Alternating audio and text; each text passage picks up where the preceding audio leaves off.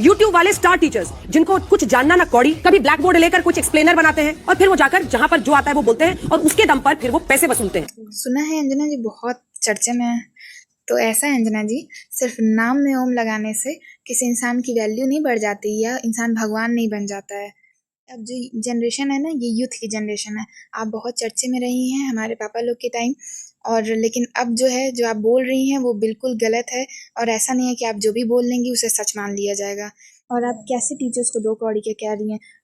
Teachers ऐसे ऐसे है ना यूट्यूब पे कि अगर बोलना शुरू कर दूं, गिनवाना शुरू कर दूं ना, तो सुबह से लेकर रात हो जाएगा।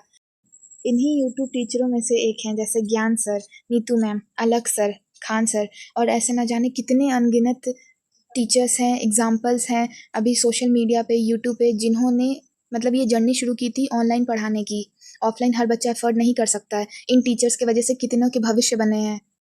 लेकिन आप कहाँ इस चीज़ को समझेंगी? क्योंकि अगर आप इतनी एजुकेटेड होती, इतनी ज्ञानी होती, तो आप सो कॉल्ड टीचर्स को दो कौड़ी का नहीं बोल रही होती।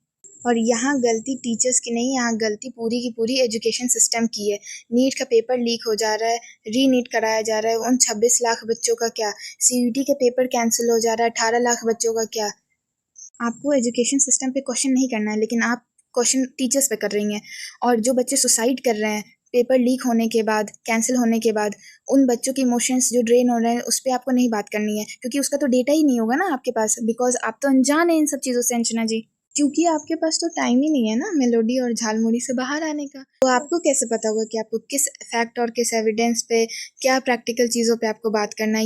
रही बात टीचर्स की तो, और ज्ञान की, तो अगर आपसे सेल और एटम के बीच में डिफरेंस पूछ दिया जाए, तो आप खुद उसको सर्च करने के लिए यूट्यूब के टीचर्स का सहारा लेंगी। देखिए, उम्र में तो मैं आपसे बहुत छोटी हूँ, लेकिन इतनी समझ है कि मैं फैक्ट और एविडेंस के बेसिस पे बात कर रही हूँ।